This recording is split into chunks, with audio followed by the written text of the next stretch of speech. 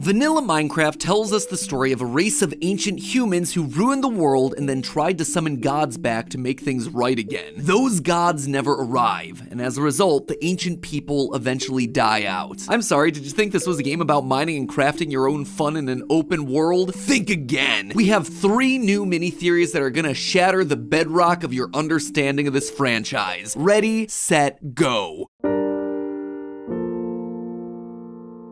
Hello Internet, welcome to Game Theory, where we embrace all miners and crafters, regardless of whether you diggy holes, brandish butter swords, consider yourself hunters, or simply hunger for some QSMP wall potatoes. Friends, after 7 whole months, it's time to hop back into the blocky lore of Minecraft. In case you didn't know, about a month ago, Mojang released Minecraft 1.20, the Trails and Tales update, an update that focuses specifically on Minecraft history. Currently, the team and I are hard at work excavating our way through that one, but in the meantime, I wanted to talk to you guys about Minecraft's other big release from this year, Minecraft Legends. This game, honestly, was fascinating. Not only was it a complete shift in gameplay, but the lore was just laid out smack dab in front of us. We are a Minecraft player, summoned by these godlike beings known as hosts, all to help save the world that they built from the invading piglins. It's pretty darn straightforward stuff, but while it certainly seems simple on the surface, what's fascinating about this game is that it's telling us the legends of the overworld, stories that villagers passed down from generation to generation about how they were one day saved by a mysterious hero. And that's exciting because it means we're finally getting a look into the history of the Minecraft world. No longer are we just piecing together the ruins of what's left behind, we are there in person in the time that it happened, walking around the ancient overworld. Now, admittedly, I know that Mojang's been shifty when it comes to confirming the game's canonicity. And if people are asking,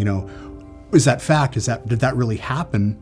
We're not saying that that's exactly what happened, but maybe it did. Do you think it did? But legends are stories based on some level of history and reality, as opposed to myths, which are entirely fictional. Which means that even if there's just a tiny grain of truth within this game, it shows that we've been on the right track for the past 4 years. So today, I'm gonna run you through a collection of 3 mini-theories that I found while playing through this thing. Some that confirm suspicions that we've had in the past, and others that open up a whole host of new questions. So grab your legendary loot, my friends. We've got ourselves an overworld to save. Or should I say destroy, considering theory number 1, ancient builders caused the downfall of the overworld. The characters that we play as in Minecraft Legends are undoubtedly the first of the ancient builder civilization that we've spent the better part of 4 years theorizing about. We see them at the start of the game mining away, having built a settlement until they're summoned away by the hosts to save the overworld. Of course, we do what the game tells us to do and drive back the piglin threat, but then we never really head home. The hosts don't send us back to where we came from to continue our old life. We're not needed here anymore, and that's a good thing. It is time for a new adventure for us. There are endless worlds out there, waiting to be explored. Change blows in the wind, friend. Where will it take you? Good luck. Good luck. Good luck. They decide that thanks to us, they aren't needed anymore, and so they go off on a new adventure, leaving us completely stranded. First off, not a great look for these quote-unquote benevolent gods to just take a vacation and not even offer us a ride home, but secondly, I get that we saved the overworld and that these mobs now think of us as a hero, but a hero is very different from a god. These guys literally brought the overworld into being. These golems helped us shape the overworld. All I can do is bash a piglin with a sword and sketch my face into the side of a mountain. Impressive to be sure, but it is far from being a god. Leaving us behind though isn't just a bit awkward, it actually causes one of the biggest issues that we've been talking about in Minecraft from the past couple years. Over-harvesting of resources and destruction of the environment. Think about it, we have now been stranded alongside a few other ancient builders, left to rebuild our entire civilization and livelihood. That means that we need materials and lots of them. We begin carving up the mountainside, chopping down the forests in order to make our homes. And before you know it, these exotic animals like the brilliant beetle or the regal tiger have lost their habitats and end up extinct by the time we get to vanilla Minecraft. And those are just the lucky ones. We also need food. And so just like in vanilla, we hunt what's around us. But instead of the usual cows and pigs, we find ourselves animals like the big beak, and we continue to hunt them to extinction. Hence why all these animals aren't appearing in vanilla later. And this is all before we even begin to talk about repopulating, which multiplies the issues further. More people means more housing, more resources, and if you happen to have an abundance of a certain resource in your area, it means you suddenly start to trade, leading to the harvesting of more resources to sell for profit, especially rare and valuable ones. In Minecraft Legends, diamonds, iron, copper, and coal are literally everywhere, just right there up on the surface of the world, no digging required. But when we get to vanilla Minecraft, we gotta dig to at least Y level 14 to find diamonds. And even then, it's pretty darn scarce until you get to the -50 range. We clean this place out, all in the name of trade. It works so well that even the villagers stopped just giving away their items in community chests like they do in Legends and picked up the bartering system for themselves by the time of vanilla. And that isn't even the worst part. Minecraft Legends is shown to be a land of peace, tranquility, balance before the piglins arrive. Everything is working together in perfect harmony. Heck, a zombie literally gives a flower to a villager with no desire to eat its brains. When we defeat the piglin, the idea is that this balance is suddenly restored. But take a look at vanilla Minecraft. Does this look like a world in balance to you? Mobs spawning left and right and immediately trying to shoot you with an arrow, take a bite out of you, blow you up? Villages are getting raided by zombies, the exact same zombies that used to offer them flowers. There is no peace and tranquility in this world anymore, so what happened? What changed? We did. Throughout Minecraft Legends, we see the effect that our mere presence is having on the surrounding mobs. Look! How did they learn to fight? By watching our hero. Once they've gained the desire to fight, it never leaves. You can't put the genie back in the bottle. And this is made abundantly clear thanks to one mob in particular, the Illagers. As we've always suspected, these guys just started out as plain old villagers, minus some melanin. But we now have actual confirmation that it was us that caused them to turn into what are now known as the Illagers. Just like other mobs in the game, they see us fighting for peace and they want to join into the fight, much to the sadness of the hosts. No. Others already fight to defend this world. You don't have to. We cannot stop this. We must respect their choice. The hosts then craft for them their very first axes, so they can fight right alongside us. But when we save the day and the fighting stops, the Illagers don't seem completely at peace. Their lust for violence remains. This is what leads them to idolize the ancient builders, the ones who showed them the way. And when the ancient builders eventually disappear, they do everything in their power to bring them back. So us saving the overworld ends up feeling more like conquering it for our own gain. And while that is very clearly a bad thing in this game, that's not always the case, especially when you're talking about friendly competition, which is a nice segue to me asking you to join me in conquering another game, the sponsor for today's video, Watcher of Realms. Watcher of Realms is a brand new next-gen fantasy game with a few interesting tricks up its sleeve to make it stand out in a sea of mobile RPGs, like a huge variety of battle modes ranging from tower defense to tactical RPG. Heck, there are even boss battles in this thing. In Watcher of the Realms, strategy is the key to winning. Battles can be controlled in real time, so dispatching the right heroes at critical moments is crucial. Whether you're fighting thousands of incoming demons or teaming up with your guild to take down dragons, to win the day you'll be forced to mix and match different heroes to unleash powerful combo effects. And there is plenty of mixing and matching to be done here. There are over 100 unique heroes in this game, each with a beautiful 3D design that uses the latest in motion graphics and facial capture technology. And, of course, each hero comes packed with their own lore. Each of the 100 heroes has their own backstory that ties into the overarching narrative of saving the mystical continent of Tia. And best of all, you are able to get in on the ground floor of this thing. In celebration of Watcher of the Realms launch, you are now formally invited to join my official online squad for their new creator competition. That's right, this thing is a tournament of champions, and we have got to defend Team Theorist's honor. In fact, they're putting me and my team of theorists up against the one and only Jay Schlatt. How this competition works is that for each main campaign level you beat, you add a level to our team's overall score. Seriously, we can win this easily. Let's be honest, we're not gonna lose to this.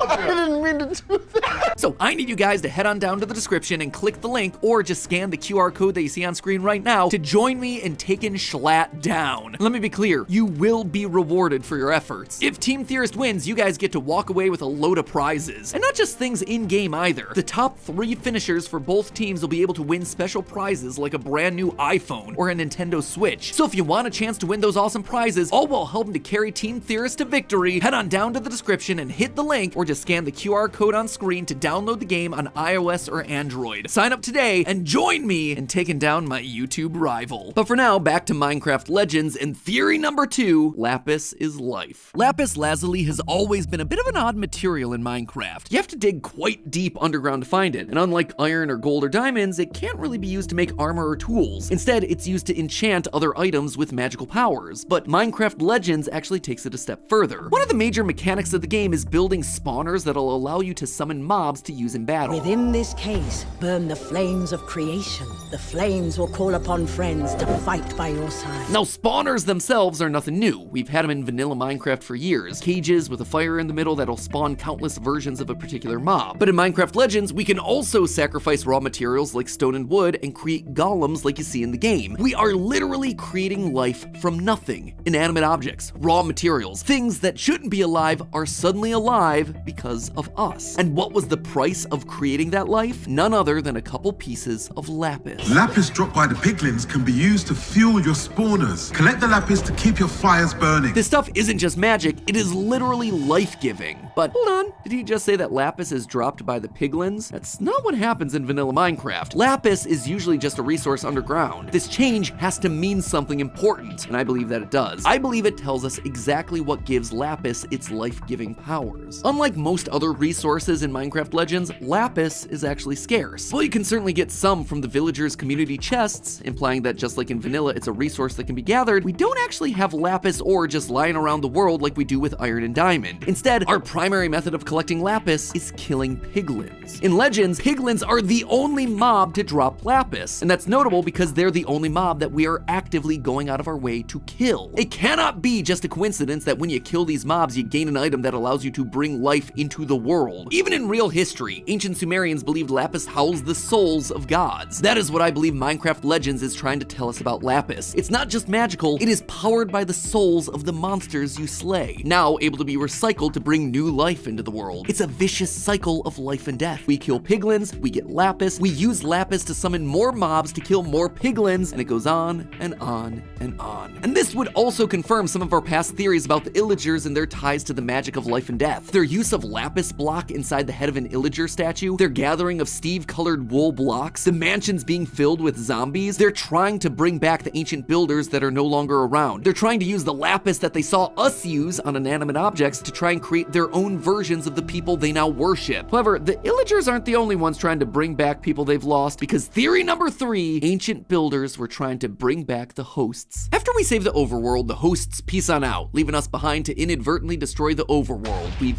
already talked about that. However, I don't believe that the ancient builders were entirely oblivious to the damage that they were causing. As the overworld became more and more dangerous, with mobs that were once called allies turning violent on them, it appears that the ancient builders felt like their only chance of survival was to beg for help from the ones that brought them here in the first place, the hosts, the gods of this world. But how does one go about summoning gods back that have been gone for so long? The Well of Fate, where the hosts used to reside, isn't in vanilla Minecraft or Minecraft Dungeons. At some point, it was clearly lost to time, and so I think that the ancient builders began building their own. Take a look at the Well of Fate's design from Minecraft Legends. It's a 4-pillared prismarine tower on top of a prismarine pyramid. Prismarine has always been a special block, not necessarily through anything it does, but it's the only block that shifts in color from blue to turquoise. It, like lapis, seems to have itself some magical connotation. Now, where is the only place that you can find prismarine in vanilla Minecraft? Deep underwater in the Ocean Monument. In fact, if you take a look at their design, doesn't it begin to look a bit familiar? A 4-pillared tower on top of a pyramid made entirely of prismarine. You've even got other little structures around the pyramid, just like the improvement towers that you can build out of prismarine in Minecraft Legends. I suspect that the ancient builders took the prismarine that they were holding on to for years and built monuments to these long gone gods where they could pray, they could worship, they could call on them for salvation. These gods came from a tower of prismarine. It was intrinsically connected to them, so surely building an entire temple monument to them out of the exact same stuff would get their attention. They even took some of the gold that they'd kept as the spoils of their war against the piglins and put it inside these monuments as an offering to these gods, just like I talked about in one of my earliest Minecraft theories. Ultimately though, their plan failed. The hosts didn't hear their cries for help. They never returned, and things things only got worse and worse from there. The ocean monuments would eventually be swallowed up by the sea, and so as a final line of defense, they built the Guardians out of the same supernatural prismarine the monument itself was built from, in order to protect these now abandoned houses for the gods, in the hopes that maybe, just maybe, the hosts would be able to come back and use them as a portal to one day come and rescue them from all the dangerous mobs that had conquered the overworld. But that day, it never came. Slowly but surely, the ancient builders died out, leaving behind only fragments of their history in the ruins that we can find in Vanilla, and the stories told by villagers of an ancient race that once upon a time were considered to be the heroes of that story.